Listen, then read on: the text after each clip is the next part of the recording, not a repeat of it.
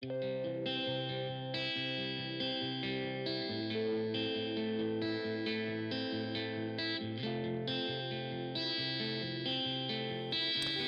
is a podcast by WellHouse Church, where we take a closer look and dig a little deeper into this week's sermon. What's going on, Bible nerds? We're talking about the incongruent gift of grace. So let's take a closer look. Let's do it. So when I talk about the gift being incongruent, as I've mentioned several times, I'm coming to this from John Barclay's Paul and the Gift, as the kind of inspiration for the story series. But when I talk about the incongruency of the gift, what I mean is that we have not done anything to earn or deserve the gift other than being in existence. Mm-hmm. The imago Dei, the image of God within someone, is the thing that, quote unquote, merits them grace. Right. It's the fact that they are loved by their creator God. And so he has made a way for them to receive this gift of grace. That has never been more evident than this text right here in Romans chapter 5. And specifically, it's actually quite scandalous. Mm-hmm. If we really stop and think about what's being communicated in this text, that we did nothing to earn this amazing gift, and yet it's freely and abundantly given, while we were still not even looking for the gift. Like, right. While we still didn't even know we needed the gift.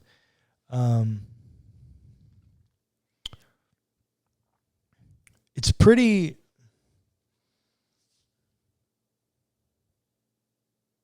Scandalous is not a great word, but I don't have another one.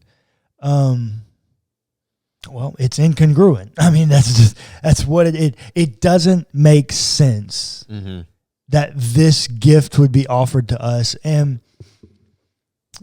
before we jump into the text, I've said it a lot, but both from a Christian perspective and from a deconstruction perspective, I am here because of Jesus.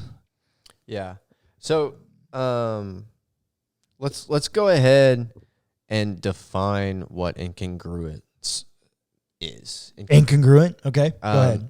What is the Webster definition or definition you found? That's what I'm pulling up real quick. Out of place or ill-matched. Yeah, ill-matched is the way I'm using it. Right. So just in case you didn't know what that word meant, that is kind of what that is talking about. Yep, that's a good job. So both from a Christian perspective and from a deconstruction perspective, I'm here because of Jesus. And one of the reasons I say that so often is because of all the other religions I've studied. The beauty of the Jesus story of God giving of himself on behalf of humanity for the salvation of humanity is unique to Christianity. Yeah. No other religion, including Judaism, has that. Of the Abrahamic religions, Christianity is the only one that has that. And of all the other ones I've ever studied, non-Abrahamic, none of them have that sacrificial element of God giving of himself for humanity. That's the scandalous piece of the gospel. Yeah. That's the incongruent piece. It's the piece that doesn't make sense. How could, the way the story sets up, we be so terrible and continually do wrong and wrong and wrong against God? And as the story tells us, this kind of holy God that demands, that must have righteousness because of his own goodness and justice,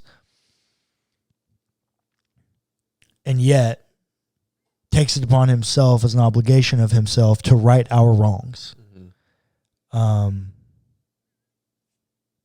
That's a very incongruent gift.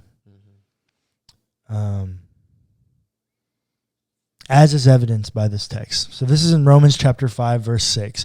We were in Galatians, but I kind of felt like I had exhausted what I wanted out of Galatians, and John Barclay moves like his other big hinge texts are Romans 5 through Romans 11. We're obviously not going to tackle all of them because there's only 5 weeks of Advent. Right. But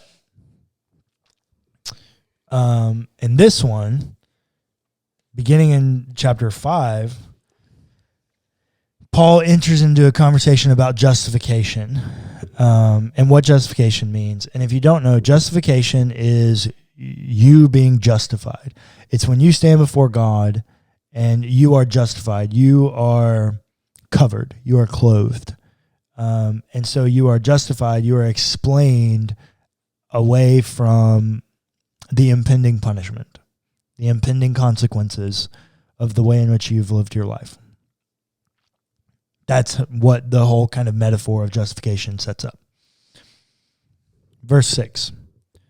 For while we were still weak, at the right time, Christ died for the ungodly.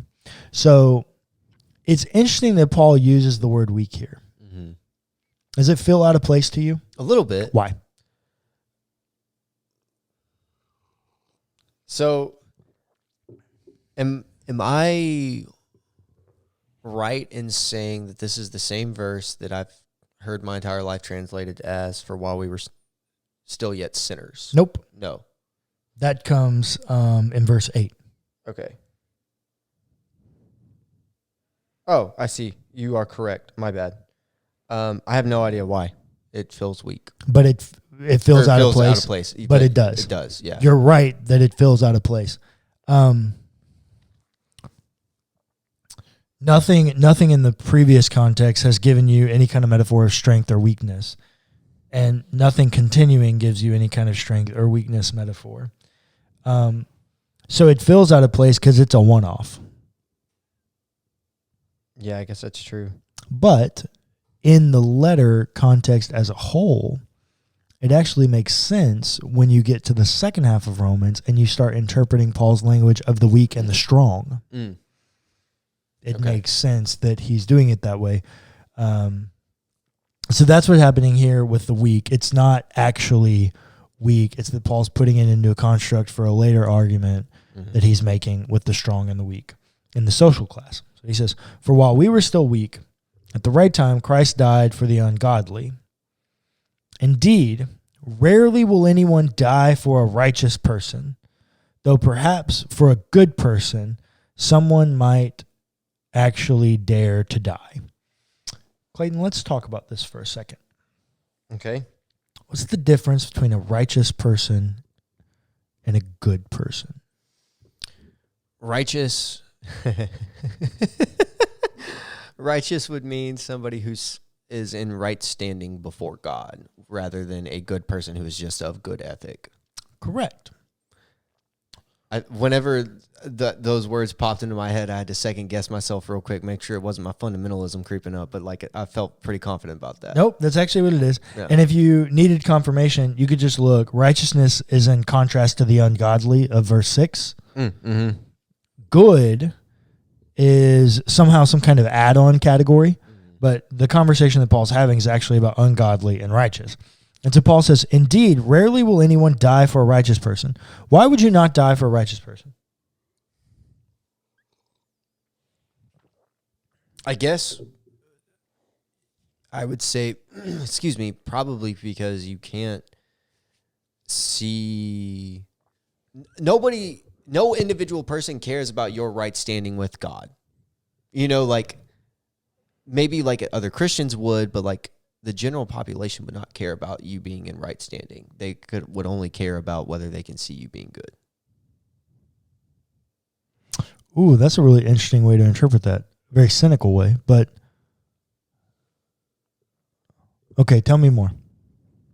I don't know how to tell you more, if I'm being honest.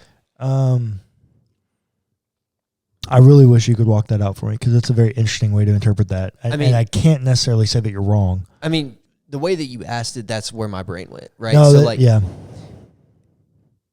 nobody can look into your relationship with the Lord, right? Nobody can see if you are in right standing with him. They can only see your ethic. Which is how you're interpreting the good person. Right. Interesting. Which we already established before was the difference.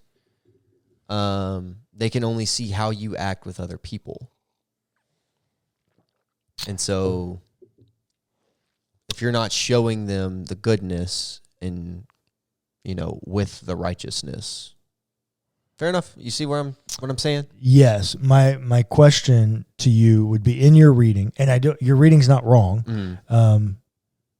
I don't see any reason. That's not the way that I was reading it, but now I'm second guessing myself actually. In your reading of that, can a righteous person be good? Absolutely. Does a righteous person have to be good? No. I mean, Ooh. well, hold on. There are moments where you are more good than others. Let me say it that way. Categorically, if you are categorically classified as righteous, must you also be categorically classified as good? Yes. So why wouldn't someone die for a righteous person, but they would die for a good person? You got me. I don't know. What are you thinking? I think that what Paul's saying is nobody dies for a righteous person because their destination is sealed. Why would I need to die on behalf of that person? Because they don't need anyone.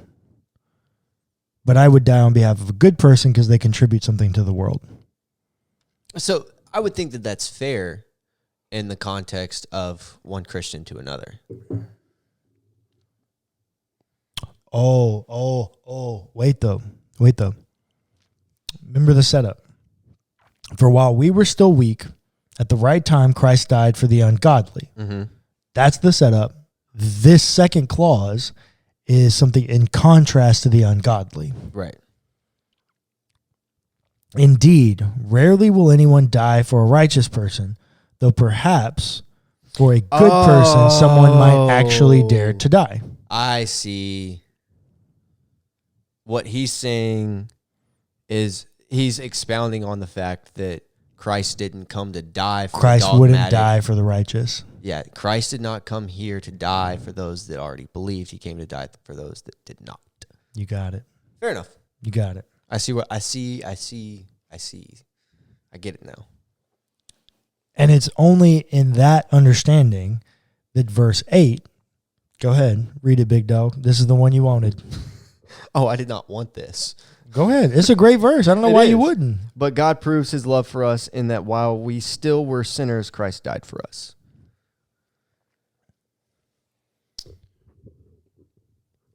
God is a holy God. Yeah.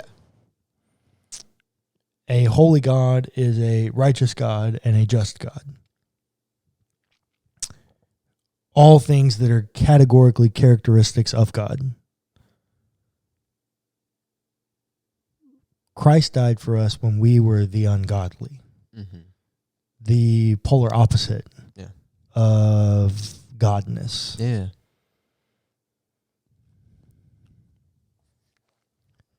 That's how you prove your love to someone. When you love them, even when they don't love you. Yeah. That's the beauty of the gospel. That's the beauty of the gift. That's why it's incongruent. Because what we wanted was our own pursuit.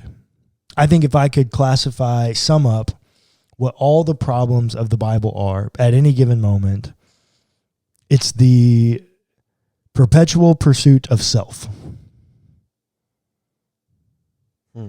It's pursuing what I want, no matter what the detriment to my relationship with God or with my community is. We could take that into any category of abuse, both horizontal or vertical. I could take that into any context of relationship with God, idolatry. We could put that in any context of violence. We could put that into any context literally any conflict, tension, context in the Bible, I genuinely think can be summed up in the perpetual pursuit of self. What I want, no matter what it does to my community or to the relationships I have with others or to God. God doesn't have a perpetual pursuit of self. God is perpetually in pursuit of yourself. God is perpetually seeking after you, looking for a way for you to be in relationship and right standing. And God is perpetually trying to fix the thing that we messed up. Mm-hmm. That's the incongruent. That's the piece of the story that makes you go, I've never heard something so beautiful. Absolutely. I think also, if I may, tie this back into last week's. Oh, how so? It is now also your job to offer this incongruent gift of grace.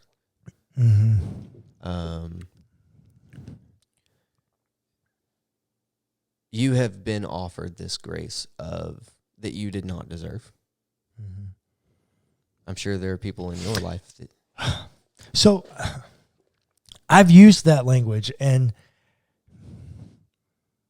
I don't like that. Okay.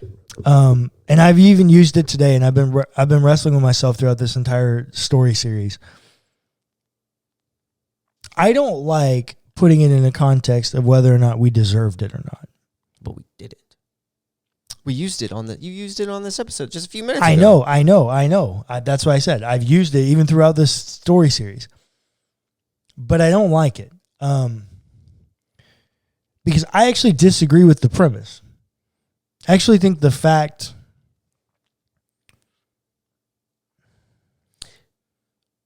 And maybe I don't disagree with the language of deserve or not deserve.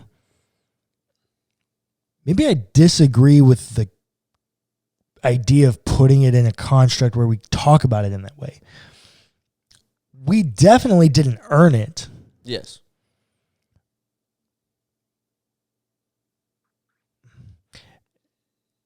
And I agree with the premise that we don't deserve it. However,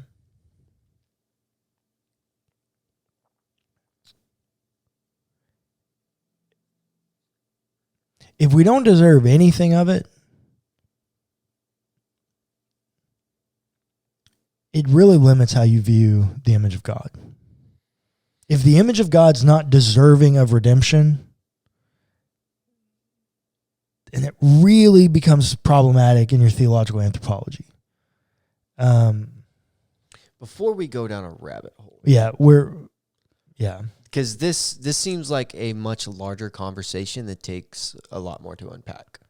It will. For now, let's agree that we're not going to use the language of we didn't deserve it. We're going to use the language that we didn't earn it. Fair enough. Okay. I actually can work with that better, I think. Okay, good. You didn't earn the grace that God has given you. Mm-hmm. Why are you forcing other people to earn grace from you? Oh. Yeah. I find myself doing that a lot. People wrong me. Yeah. They're going to have to prove themselves to me now. Yeah. That they deserve to be in my life. Fool me once. Yeah.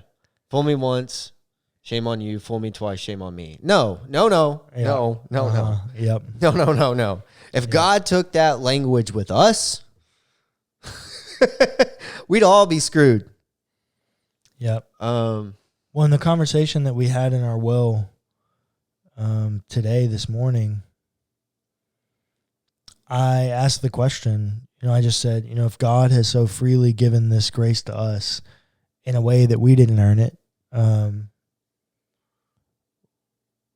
why has fundamentalism and conservative Christianity had a historical pattern of demanding that certain people earn their grace? Because that's what we've done, right? Well, you can be a Christian, but you can't be an alcoholic and be a Christian. Mm-hmm. Or you can come to church, but you can't dress like that. Mm-hmm. Or any number of other just heinous ways that we've done that. That we've tried to bar certain people from faith. Yeah. I mean, and we're seeing it now in some traditions more than others with the LGBTQ community. Yep. Can't be gay and come to church here. Yeah, we are literally turning an incongruent grace, an incongruent gift, into a congruent one. Yeah, we're putting parameters on a grace that didn't have parameters to begin with. Correct. Yeah. Now there is, as we talked about in the first episode of this series, there is a reciprocity that comes. Sure. But it's not required for entry. Mm-hmm. Like that's the problem. It's not required for entry. It's not like you got to pay membership dues. Right. Or maybe better one is you don't have to pay a cover charge to get in, right? The door is freely open. You still got to buy your drink, right? There's still like a reciprocity. There's a commerce that happens here that's required for getting into the place, to getting into the club. I hate that metaphor, like that, yeah. But we see what we're trying to say. There's an economy that comes from being in. Right? Yeah. There's something you pour out of yourself because God's pouring into you. And so what you're pouring out must reflect divinity. But that pouring out is not required for entry. It's like a champagne tower. Pour in the top one, let it spill over into the other ones. Yes. We okay with this? Yes. I think so. At a very basic level. There's one thing that I want to conclude this with. And if you're interested in this more, you can join us on Let's Talk tomorrow, because we're going to start a whole series on this.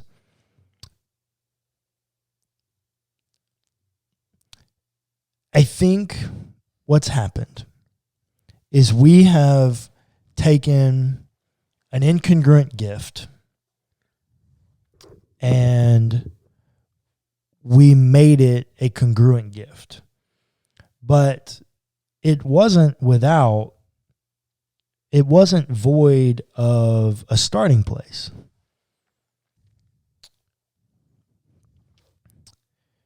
I'm beginning to wonder if this shift doesn't have some sort of connection to Santa Claus, because he's connected to Advent. Mm-hmm. Santa Claus requires a congruent gift. Mm-hmm. You must do something good in order to get a gift. If you're not good, you go on the naughty list and you get coal. Mm-hmm. It's a congruent gift. That's the same thing that we've done with Christianity. You can mess up, but still end up on the nice list and get a present. But there are some things you do that land you on the naughty list. You don't get it. Yeah. And I saw this thing today from the Naked Pastor. If you don't follow the Naked Pastor, you should. You should. He's gold. And it's a picture of Santa sitting next to Jesus, and Santa has a glass of milk and cookies in front of him, and Jesus has a cup of wine and a piece of bread or matzah or something in front of him, and Santa Claus is looking at Jesus and he's speaking, and this is what he says: "There's no way you can understand the pain of seeing something you began as a free expression of love being turned into a major commercial enterprise." Truer words have never been spoken. I don't think anyone would ever say, because most people would never say that culture impacts their theology at all. Unfortunately, they're just wrong. Yeah. Culture always impacts our theology and the way that we interpret and engage in theology. Of course. We have been given an incongruent gift. It's time we flip the script and give an incongruent